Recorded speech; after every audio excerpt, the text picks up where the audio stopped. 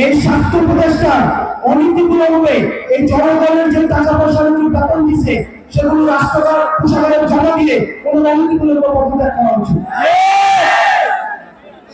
আমরা এমন একটা দেশে বাস করি, আপনি রাস্তায় বের হলে বাসের কাছে চাপা উড়ে মরবেন, আপনি লঞ্চে গিয়ে ডুবে মরবেন, কনস্ট্রাকশনের বিল্ডিং এর পাশ দিয়ে উঠলে রাখলে ট্রেন চাপা পড়ে মরবেন, আপনার উপরে প্লেন ক্র্যাশ করলে আপনি মারা যাবেন।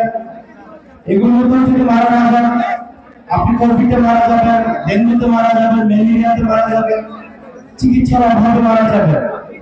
একটা রাষ্ট্র ব্যবস্থা আপনাকে নিরাপদ চলাফেরার অধিকার নিশ্চিত করতে পারে না।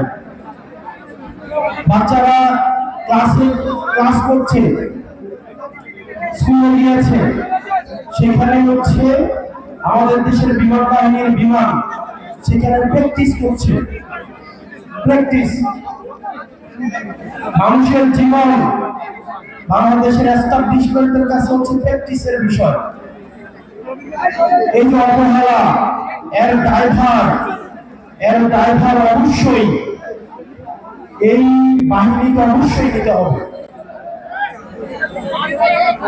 আমরা দেখলাম মাইলস্টোনে বিমান ক্র্যাশ হয়েছে, তারপরে সেখানে শিক্ষকদেরকে এবং শিক্ষার্থীদেরকে সেখানে ব্যাপকভাবে পিটানো হয়েছে। আমরা দেখলাম প্রশাসন যথাযথ, আমাদের একজন স্বাস্থ্যমন্ত্রী আছে বাংলাদেশের, চিনেন ওনাকে? উনি ডক্টর মোহাম্মদ ইউনূসের ভাইরাদের কোথায় আসছে। ডক্টর মোহাম্মদ ইউনূসের স্বজনপ্রীতির সবচেয়ে বড় এক্সাম্পল হচ্ছে স্বাস্থ্য উপদেষ্টা।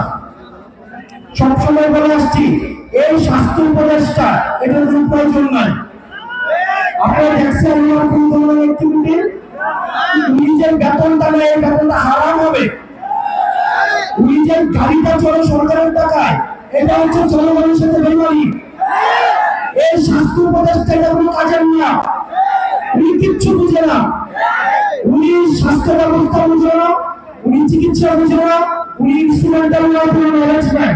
ওনার একমাত্র যোগ্যতা উনি গ্রামীণ ব্যাংকে ছিল এবং ডক্টর মোহাম্মদ ইউনূসের কাছের মানুষ, এটাই ওনার যোগ্যতা।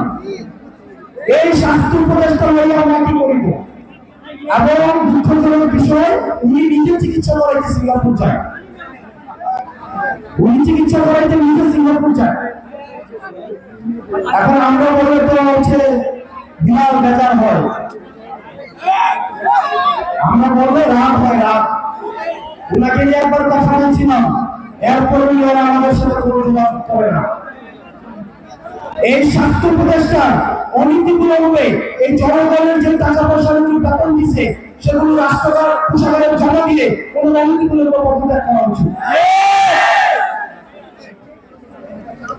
প্রিয় ছাত্রবাসী, আমরা বিজ্ঞানের রাষ্ট্রটাকে ঢেলে সাজাইতে চাইছিলাম, কিন্তু দুঃখজনক বিষয় আমাদের স্বাস্থ্য ব্যবস্থা আগের মতো, আমাদের আইন শৃঙ্খলা ব্যবস্থা আগের মতো। আপনি দেখবেন আমাদের দেশের সিভিলিয়ানরা কখনোই হিরো হয় না, যার কারণে আমাদের যে মাহিরিন ম্যাডাম, যিনি এই মাইলস্টোন কলেজের 20 জন শিক্ষার্থীকে উনি উদ্ধার করেছেন, পরবর্তীতে তিনি নিজের জীবন চলে গিয়েছে, উনি নিজে নিহত হয়েছেন। আমরা মাহিরিন ম্যাডামকে আমরা রাষ্ট্রীয়ভাবে আমরা যথাযথ মর্যাদা দিতে পারি না, এটা আমাদের ব্যর্থতা। এই সরকারের কাছে অনেক প্রত্যাশা ছিল, প্রত্যাশার পাহাড় দিন দিন কমছে। দিন শেষে আপনাদের কাছে আহ্বান জানাবো, দলমত নির্বিশেষে আমাদেরকে ফেসিবাদের বিপক্ষে আমাদেরকে অবস্থান নিতে হবে। আপনারা গতকাল দেখছেন লাশের উপর দিয়ে এই আওয়ামী ফেসিবাদ আবার তারা হচ্ছে রাজনীতি করার চেষ্টা করেছে। আমরা ফেসিবাদ বিরোধী রাজনৈতিক দলগুলো সুতা হতো, যারা বাংলাদেশকে ধারণ করে আমরা সুতা হতো, কিন্তু আওয়ামী লীগ যদি ফেরার চেষ্টা করে তাহলে এই শক্তিতে পরিণত হয়ে এই আওয়ামী লীগের চ্যাপ্টারটা আমরা ক্লোজ করছি। ভবিষ্যতে উত্থানের যে কোনো সম্ভাবনাকে আমরা নাই করে দিব। প্রিয় ছাত্রবাসী, আপনারা সজাগ থাকতে হবে, বেশিরভাগ বিরোধী রাজনৈতিক দলগুলোকে ঐক্যবদ্ধ থাকতে হবে।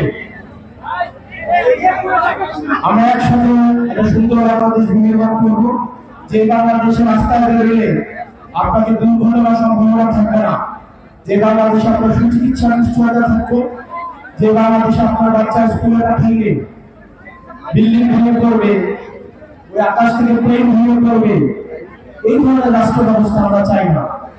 এজন্য তদন্ত করা হোক হাসিনার আমলে কি পরিমাণ দুর্নীতি করা হয়েছে। আমরা শুনছি বিমান বাহিনীর সাবেক প্রধানমন্ত্রী ৩,০০০ কোটি টাকা দুর্নীতি করছে। এই বিমান বাহিনী হাসিনার আমলে কিনা? আমরা বিমান বাহিনীর যে ভাইরা রয়েছেন, আমরা আপনাদের নিরাপত্তাও চাই। আপনাদের নিরাপত্তাও কিন্তু ঝুঁকিতে রয়েছে।